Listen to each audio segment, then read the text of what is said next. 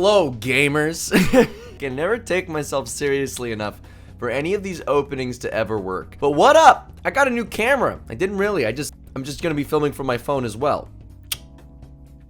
Howdy. So I can have many. Now I've got this shot, got this shot, and got this shot. Big brain. Look at all this high quality production that's happening, you know? All of these ideas spinning around in my head to improve the experience. And if you want to be a part of this improving of the experience, please head on over to my Patreon. All of my videos are uploaded there 24 hours early, so if you want to be the first to see any of my new ideas and videos, please head there. Additionally, you're going to be able to find a lot of the stat sheets for all of my homebrew creations as well as my power builds. So if that interests you, head on over. Also, the stat sheet for this monster that I made today is going to be on my Patreon. So if that interests you, which I think it will, you should probably head on over. Anyway, let's talk about this. High-level Dungeons and Dragons, dynamic combat. All of these are words that you might know, but you might not necessarily know what they mean. And I don't blame you, it's not very well explained always. Today, my goal is pretty simple. I am trying today to show you how to build homebrew monsters that can challenge your level 20 parties. Because I know a lot of people simply don't know how. And it's not your fault. There's not a lot of content on D&D Beyond or from Wizards of the Coast showing you how to do this. There's just not enough data or details. But that ends today. I'm gonna show you how to do it. I'm gonna show you a monster that I've already built, why I made it, how I made it, and that you can apply the principles of the design to your own creations. And if you want to get the stat sheet for yourself, please check out my Patreon. So let's get into it. The main problem when most people design monsters in Dungeons and Dragons is a very simple but honestly obscure reason. Most dungeon masters only target health. This is okay. This is an okay thing to do. Targeting only the health of your player characters is a reasonable and logical thing to do.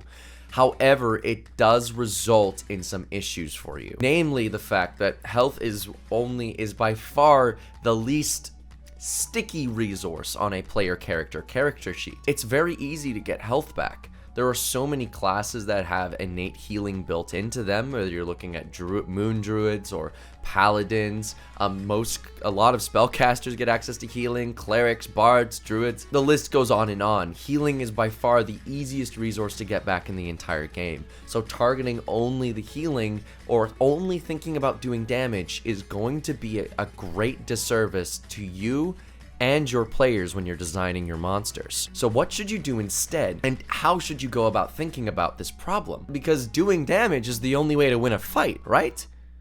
Wrong. There are a few ways to win fights, and I'm going to be using combative language throughout this. It's important to note that the relationship between a player and a dungeon master is not a combative relationship. It's one of collaboration to service the fun of the table. So I'm going to be using these terms, but remember, you don't win D&D by killing all the players as fast as possible. That's called being a dick, and you can do that whenever you want. It's not a challenge. What is the challenge is making balanced, fun encounters. So now with that out of the way, let's talk about fail states and win states. Killing the player characters represents a win state for the dungeon master and a fail state for the players. Getting there is quite difficult. If you are a dungeon master who does successfully kill all of the player characters, you probably didn't win on that turn that you finally killed the player characters.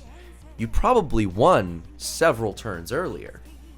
At least that's most likely the case. At what point did the players stop being able to heal? Because that probably is a better representation of when you won the fight. Or at what point did the big damage dealer go down and then the player characters didn't have enough resources and damage to finally take down your monster? That was when you won the fight. Not when you finally killed the creature, but when you finally managed to exhaust them of their necessary resources. That was your win condition. That was your win state, and that was the players' fail state. This proves in a very simple way that health isn't actually the goal of a fight.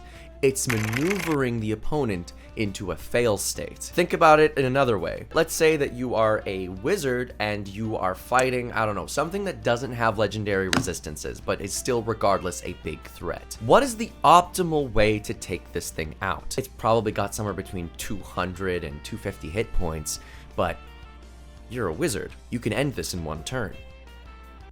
Polymorph. Polymorph is a single action spell. It costs a 4th level spell slot, and you can turn that big scary monster into a lovely, delightful turtle quite easily. And all of a sudden, you've won the fight. You didn't do any damage, but that was the players' win condition. You see what I'm getting at? Damn it, if the players aren't trying to win the fights with damage alone, why are you trying to win the fights with damage alone? And now I'm not saying you should go and start polymorphing everything into turtles.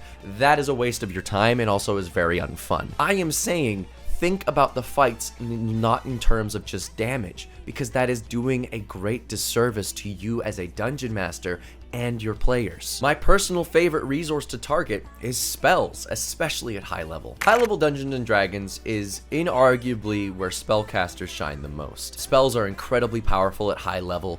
The spells you can cast are ridiculously powerful, so whittling away at those spell slots can inarguably become the most satisfying and optimal strategy for you as a dungeon master to start whittling away at. Because you could start trying to take out their health, but the cleric's just going to heal them, and then the damage is going to stay up, and the wizard's going to be hitting you with 300 billion scorching rays amplified with Spirit Shroud, and you're going to die. Very unfortunate. So I've been saying a lot of things of what not to do. I've been describing these things a lot of vague, esoteric ways. I'd say I target spellcasters. How do you target spellcasters? How do you get spell slots out of your team? How do you get spell slots out of anybody? Let's talk about my brand new Elder Tempest. So if you aren't familiar with the Elder Tempest sucks.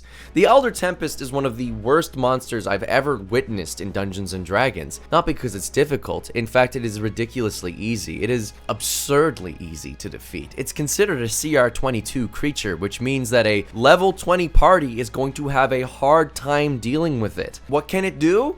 It's got a multi-attack. What? You're telling me I'm supposed to be threatened by this thing running around the battlefield and slapping me a few times? I'm a level 20.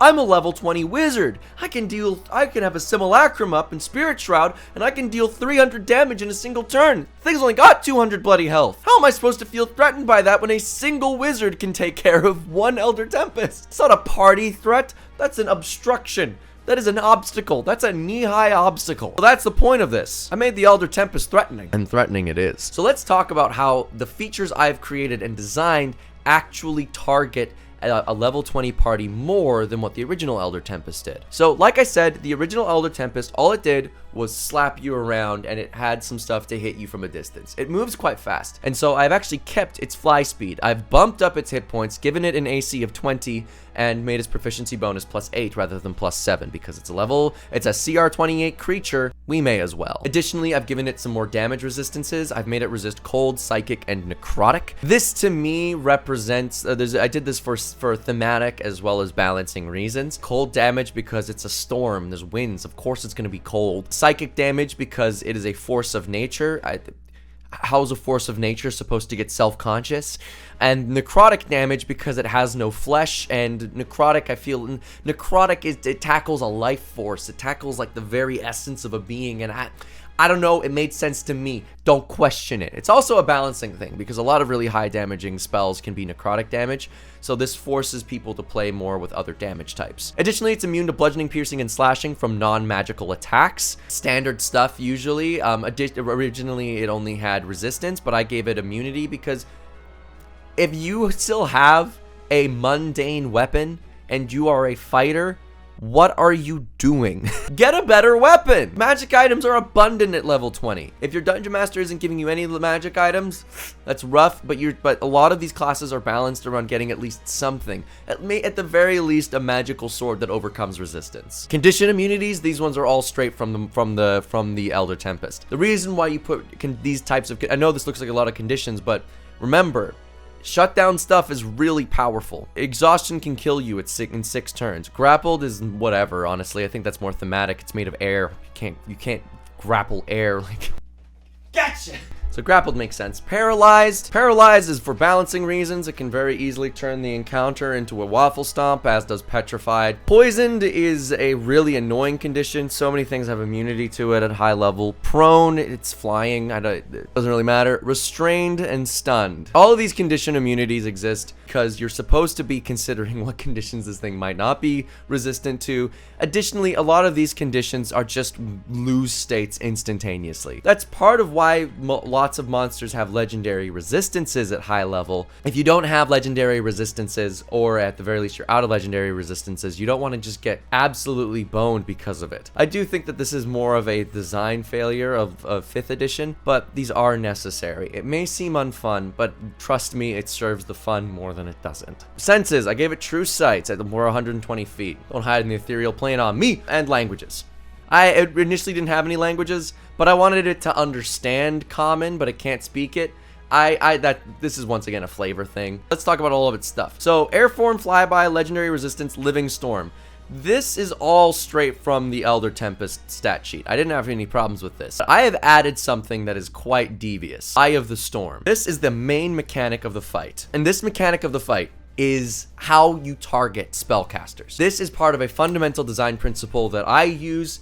I call it planning to fail. Plan your encounters and strategies assuming that the players are going to counter it. Let's look at how this feature works, and then we'll discuss why the counters target spellcasters. Eye of the Storm. Within 120 feet of the Tempest is an area of increased electrical danger. For every 5 feet of movement spent within the area, a creature that isn't the Tempest gains a stack of charge. When a creature with a stack of charge receives lightning damage, roll an additional number of d6s equal to the number of stacks of charge the creature has, and add that number to the damage roll. These d6s are added to the damage prior to any damage negating effects. After this, the stacks of charge are reset to 0 for that creature. This is the primary thing that targets spellcasters. How does it do this? Well, as you noticed, you can't really move in this. If you move in this fight, you're gonna be doing two things. You're basically storing damage for the next time you take lightning damage, and this thing is a living thunderstorm. It's dealing a lot of that. Can't be going and moving willy-nilly. You need to be planning around your movement. You need to be thinking carefully about your movement. How many squares can you move before you're starting to take damage that would be fatal, or maybe even worse than that, would make you drop concentration on your spell? Because keep in mind, if you take too much damage in a single turn, there's no way for you to maintain concentration on whatever spell you were focusing on. And spells are good, so if you need to move into range all the time, keep in mind this thing is 120 feet of movement. How do you get close to it to deal damage? How do you get into range? And the answer is the counterplay to this whole monster: teleportation. You have to teleport to fight this thing. It's that simple. Having a bonus action teleporting spell with Misty Step makes Far Step incredibly useful, Unrelenting Hex. All of those teleportation abilities all of a sudden become a lot more useful. No longer are you forced to run up and charge the thing. You have to start using and thinking about your space differently. You have to start thinking about your action economy differently. If you cast a spell as a bonus action, for instance with Misty Step, you cannot cast another spell as an action. If you cast a spell as an action surge, you can then cast another spell as an action. But you can't do that for bonus actions due to the bonus action clause in the player's handbook. So now you have to be thinking, can I teleport into range with my action in such a manner that I can position myself so that I'm not just wasting my time? Or can I potentially maneuver through the damage, maybe negate it with absorb elements or something? That is what I'm thinking of when I'm designing the creature. I'm thinking they're going to work around this somehow, whether it be teleportation, absorb elements. There are many features that will do that. So considering I already know that they're going to be working around it, I should be planning on knowing they're going to be working around it. And that's how this fight works. The damage is a threat. What I'm actually after are their spell slots.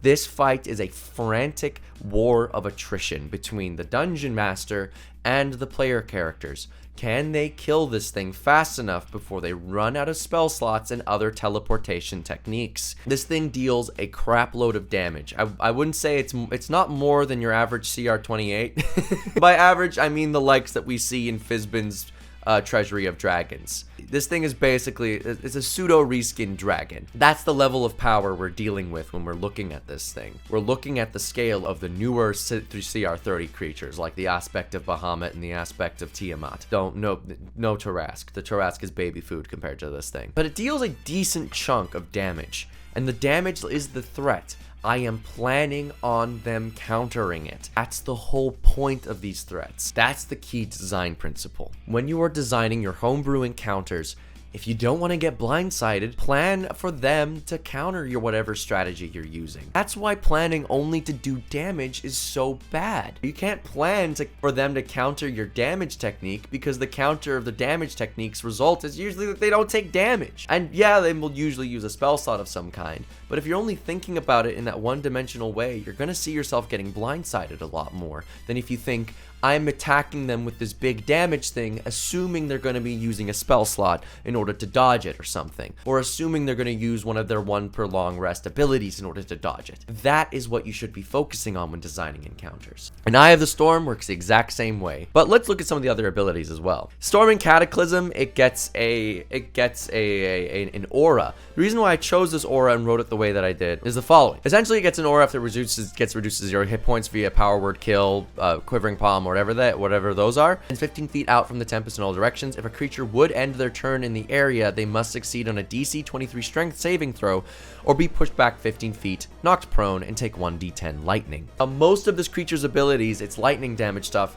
activates on dexterity saving throws. This feature is to make the second part of the fight harder for those who would traditionally be avoiding the previous damage. Rogues and monks for the first half of the fight are probably not going to be taking much damage at all because of evasion. There's a lot of saving throws with this boss. So if they're dodging everything, they probably are going to be thinking, oh, we're fine to keep racking up 20, 30 stacks of charge. And then they get to the second fight and they can't get close without potentially getting sent to the Stone Age with all the stacks. That is the point of the aura. It's to put pressure on those who were not feeling it in the first half of the fight. Additionally, a creature that ends its turn in the aura must succeed in a DC 23 con save or gain 4 stacks of charge. These stacks are added after the strength saving throw. The Tempest can now also use the mythic action section of its character sheet. So once again, this is adding more threats to coming in close. This part of the fight is going to be requiring those with good strength saving throws to get close. Everyone else better be staying at range. And here are the actions. Now I still gave it its multi-attack. If you don't have anything else to do, multi-attack, I guess. I don't know, like, once again, I don't think the Living Storm should be slapping people, but sadly a multi-attack is standard. So you gotta kind of give it to a lot of these creatures. It does potentially. I have changed it so that it no longer only deals thunder damage, but it also deals lightning damage, potentially activating on a DC 18 con save or take 1d10 lightning. This isn't the main thing that you should be focusing on using. This should be your last resort technique. Next, we have Electrical Wrath. This is its pseudo dragon-esque breath weapon. All creatures within 120 feet of the Tempest must make a DC 26 dexterity saving throw, taking 54 12d8 lightning damage on a failure, or half as much on a successful save. Additionally, for each creature that failed to save, add an additional 9 2d8 damage to the roll as lightning chains throughout the creatures. If a creature fails its save by 5 or more, the creature is stunned until the start of its next turn. Let's look at this in a few ways. For one, you gotta be making those dex saves. It's a DC 26.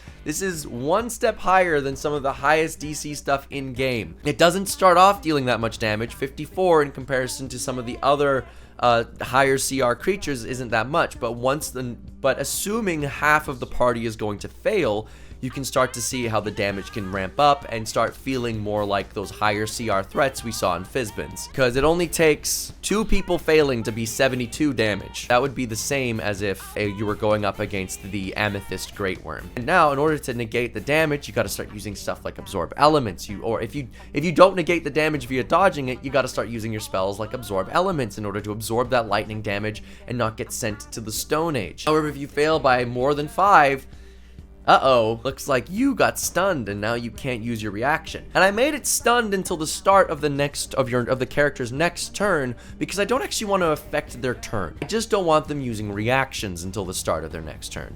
I don't want them to not be playing the game because in my opinion, I think not playing the game is boring. I know. Shocking.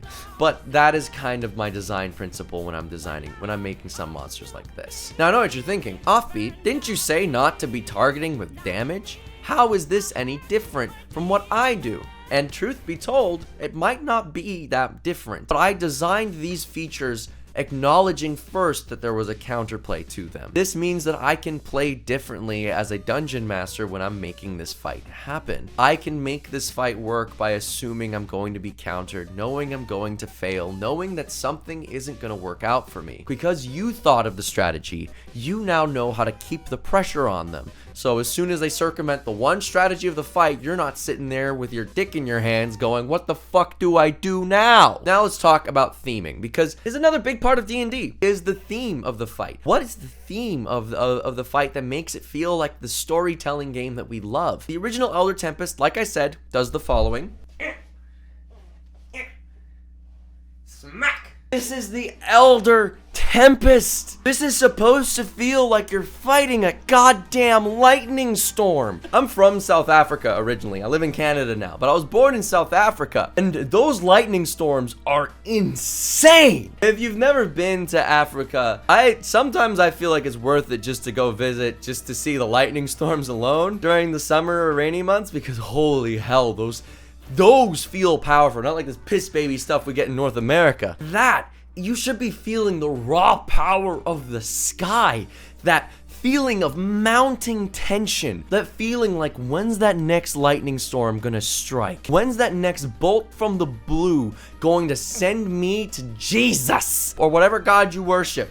Maybe you don't worship anything. What's gonna send you to the great beyond? That is the feeling of fighting a thunderstorm. It's frantic, it's frenetic, and most importantly, it's mounting tension, calm, and then cataclysm. That is the feeling that I wanted to evoke in the fight, and that's part of why I designed this initial feature, this feature Eye of the Storm, the way I did.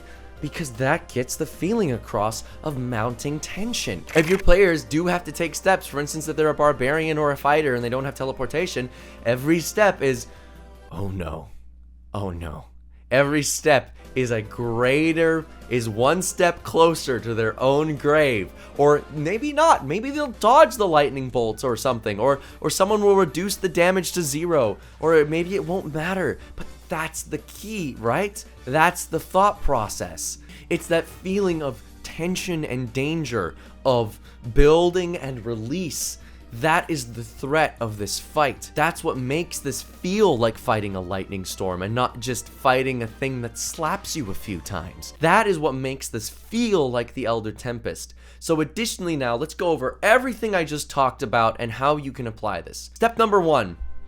Don't just try to take out their health. If you're just trying to take out their health and that's all you're thinking about, you're going to be perpetually blindsided by the infinite number of things that players can come up with. Reminder, there are thousands of Dungeons and Dragons spells, and a third of almost every single source book is dedicated to spells alone. The PHB, a third of its pages are dedicated to spells, meaning that at least a third of the game is spells. And look, I am a good dungeon master, and I've read these books cover to cover several times. I don't know every spell. I know most of the important ones.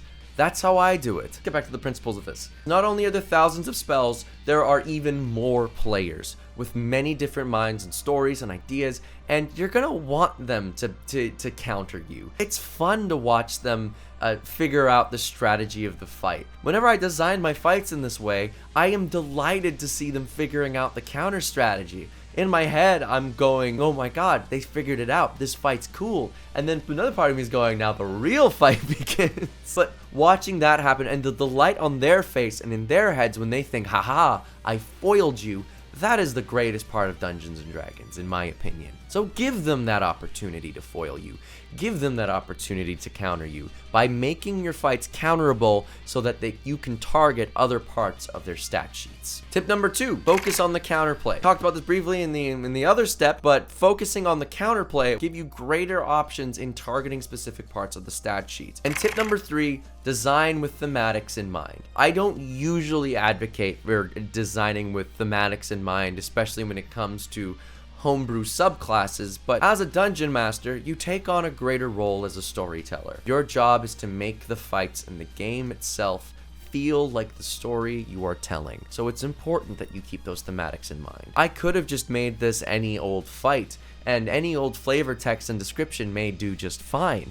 In fact, I can see these mechanics showing up in other fights, but this fight was designed with mounting tension in mind. That is what is critical to this fight, and that's what makes it feel like the exciting, fun, and dangerous lightning storm that this fight would be. Now, that brings us to the end of the video. Thank you so much for watching this video. I hope you learned something. I hope that this helps you design homebrew monsters for high level in the future. Please let me know in the comment section below, like any other questions you have. If you ask them nicely, I might make a video. I might respond to your comment and help you out if it's simple enough, because I don't necessarily know what you don't know. So this would be a great opportunity for you to help me make content that helps you, you know?